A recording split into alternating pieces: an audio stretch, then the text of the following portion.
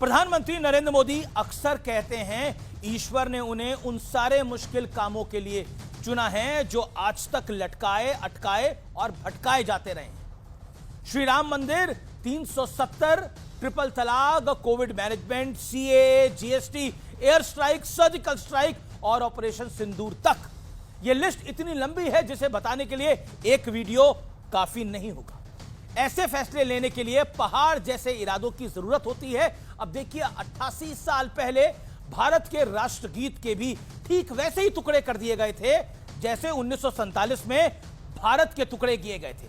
यानी राष्ट्रगीत और राष्ट्र दोनों के सीने पर धार्मिक उन्मादियों के दबाव में आकर कुल्हाड़ी चला दी गई थी और कांग्रेस ने चलाई थी। लेकिन 88 साल बाद अब नरेंद्र मोदी ने वंदे मातरम वाली अक्षम्य भूल को सुधारने का जिम्मा अपने कंधे पे लिया है, अपने हाथों में लिया है। और उसका नतीजा यह हुआ कि 88 साल बाद पहली बार अखंड वंदे मातरम का गान शुरू हो गया। और नरेंद्र मोदी की खासियत यह है कि वो जब भी ऐसे किसी मुश्किल काम को हाथ में लेते हैं तो फिर पूरी तरह से उस मुहिम को लीड करते हैं। No regrets, no half hearted approach, unapologetic leader, leading from the front. गुरुवार को प्रधानमंत्री नरेंद्र मोदी ने लखनऊ में प्रेरणा स्थल का उद्घाटन किया।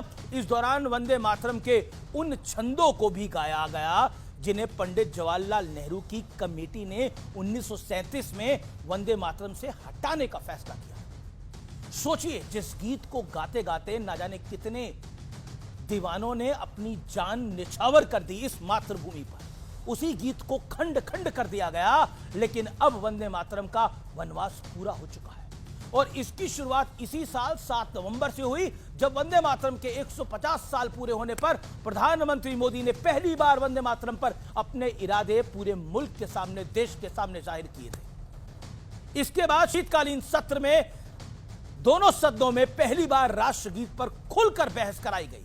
बीते 25 सालों में नरेंद्र मोदी के वर्किंग स्टाइल से साफ है, काम जितना मुश्किल, उनके इरादे उतने ही अड़िग। सीएम रहते गुजरात के सौराष्ट्र, कच्छ जैसे सूखे इलाकों में मां नर्मदा के पानी को पहुंचाना हो, या प्रधानमंत्री के तौर पर वंदे मातरम की शान को वापस लौटाने की मुहिम हो, ये वो फैसले हैं जो नरेंद्र मोदी को भीड़ से बिल्कुल अलग करते हैं, नेताओं की भीड़ से अलग करते हैं और एक अलग मुकाम देते हैं। बाकी सब सत्य और तथ्य है और सत्य और तथ्य पे ही आधारित है।